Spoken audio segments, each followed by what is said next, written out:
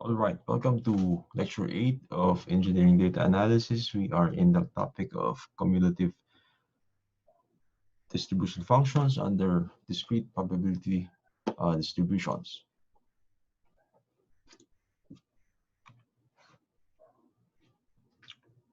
Previously, we were talking about the probability um, of occurring events with discrete values, and the probability of each possible value suggests that for a given event, or for example, draw, the chance of the event or value to occur is as such or lower. Okay, if you could recall, okay, the events of drawing two cards from a 52 card deck, you have you were looking at the random event of observing hearts in the uh, drawn cards. You have the probabilities of but for the events of 0, 1, and 2 heart cards. And now this leads us to the topic of cumulative distribution function, or CDF. In probability theory, the CDF of a real valued random variable, or just distribution function of x, evaluated at x, is the probability that x will take a value less than or equal to x. Okay, please take note of the smaller values of x and x there. In the case of the random event of finding two hard cards, as previously explored on, uh, this is in a two-card drawing event, the probability of finding a 0 and a 1 is 0.94. How did we arrive there? You simply add the individual probabilities of 0 and 1. Okay, for x is equals to 0, that is 0.56. Take note of that in table table number 1, you have 0.56. You also have 0.38 for the probability of x equals to 1. Adding them up, you get the value of 0.94. That is the concept of cumulative distribution function. That is considering that you are looking into the values of x less than or equal to 1. So the concept of the cumulative or of the CDF is simply adding the probabilities of the discrete event values uh, greater than or less than or equal to the limit value.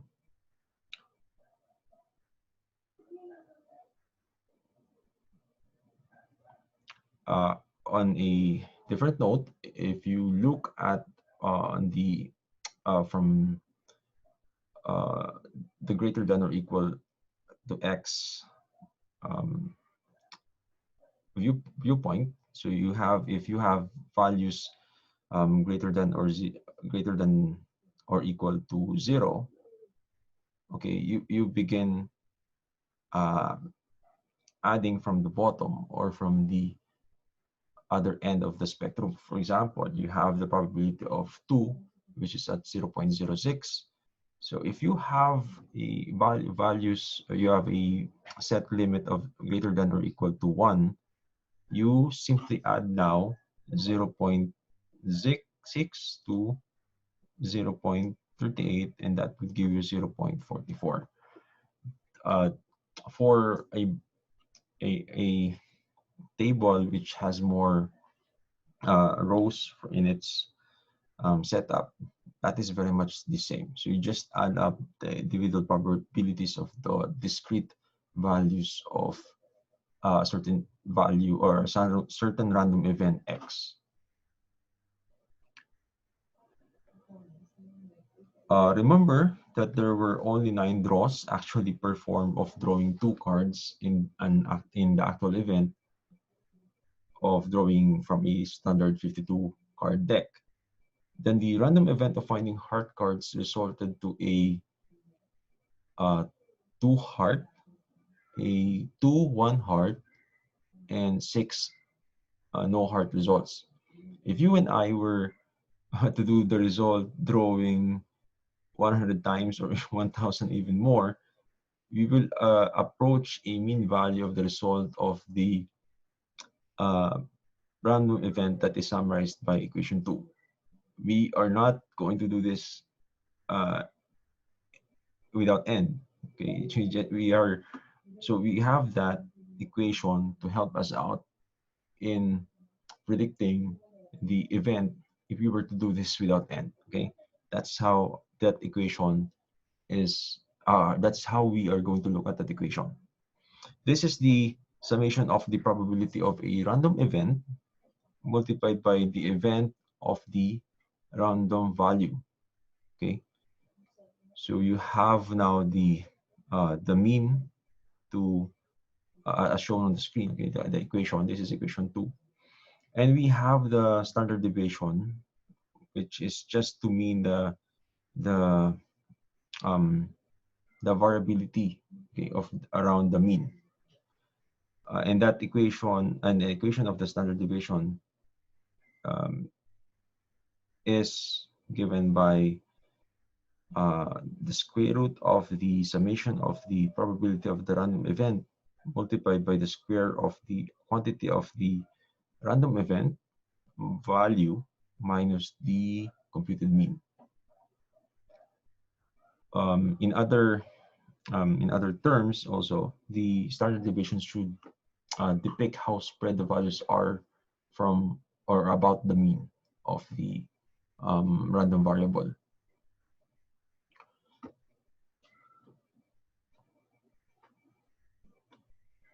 In the example, this is given by the probabilities of 0.56, 0.38, and 0.6 for the random event values of 0, 1, and 2 respectively, and multiplied by the values of the random events 0, 1, and 2. And this will yield a value of 0.5. 0 times 0.56 plus 1 plus 0 times 0.38 plus 2 times 0.06. Please compute that on your own. The standard deviation then is computed from this mean and the provided values already, okay, from the probabilities. So the computed mean is of 0.5 subtracted from each of the random event values, which is then squared and multiplied to the individual probabilities of corresponding to the specific or specified random values of events. In written out, that would be 0 minus 0.5, the quantity squared, times 0.56, plus the quantity 1 plus minus 0.5, the quantity squared, times 0.38, plus 2 minus 0.06, the quantity squared, times 0.56. I forgot the square root here. Okay, you have this perform a square root, okay, but it's on the final answer, the square root of 0.37, which should give you plus or minus 0.61, which just means that you have a mean value of 0.5, and the results should deviate by plus or minus 0.61 from this mean value. Again, from our example, the expected value of a discrete random variable x is the weighted average or the arithmetic mean of the independent realizations of the random variable x. This is clearly shown by the plot of the weighted average of the random event of rolling a dice. Please recall your rolling dice, die rolling experiment. As more rolls are done, okay, the average converges to the expected value of the computed mean. And let us see this with the use of equation 2 and 3. So you have a an example of rolling a six-sided dice. Dice is plural. More rolls of the die result to a mean value approaching the average. Let us see that.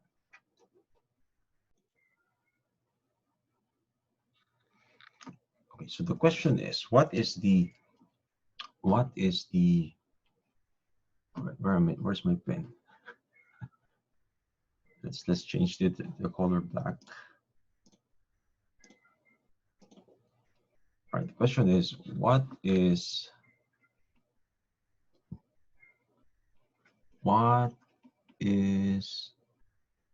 the expected value of rolling a six-sided die without end? And we are given with our equations, but that's just actually a plug and solve problem. So you have u sub x is equals e of x equals summation of all x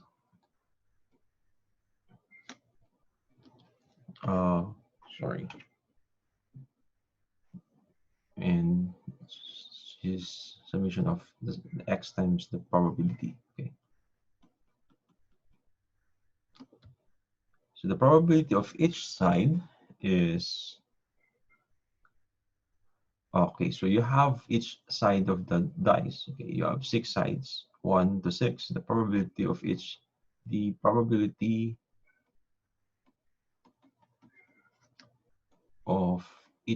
side is p of x equals x.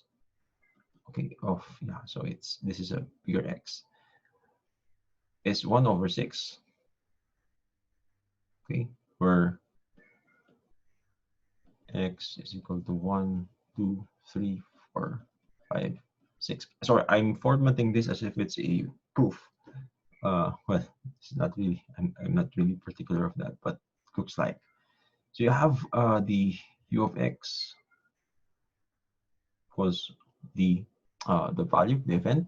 So that you have events 1, 2, 3, 4, 5, 6, and you simply just multiply it to the probabilities. That would be 1 times 1 over 6 plus 2 times 1 over 6 plus 3, 1 over 6 plus 4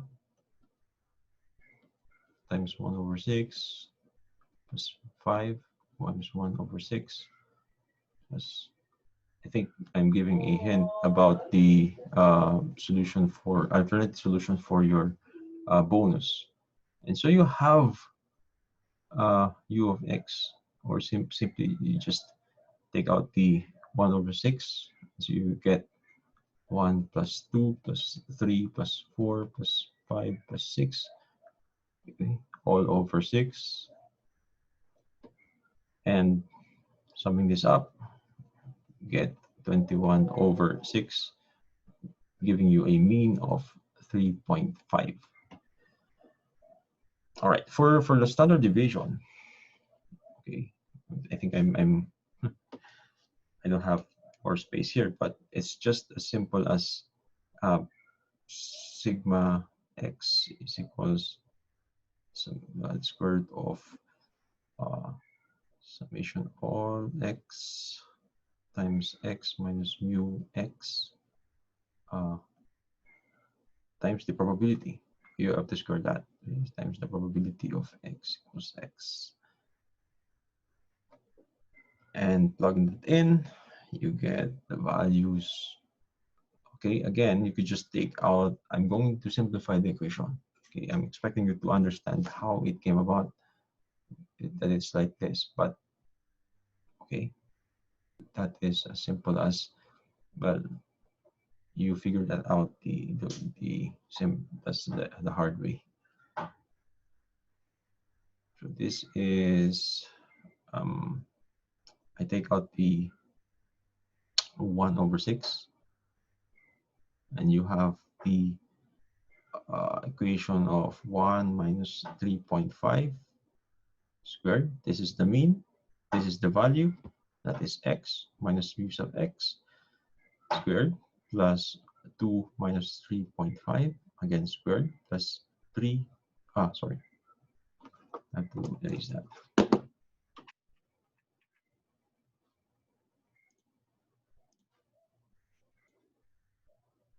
Don't worry, I'll be giving this the handout for this one, and it's not going to be condensed as I'm showing here. 3 minus 3.5 squared plus 4. Okay, quantity minus 3.5, the volume squared plus, just going to continue here at the bottom. 5 minus 3.5 squared time, okay, plus 6 minus 3.5, again squared. So just close that with a parenthesis, and then you get now the value of, you solve for that and get the value of sigma x at plus or minus, again take note of the plus or minus, 4.18. So mu sub x is really 3.5 plus or minus 4.18. Okay, that's the final answer. In the next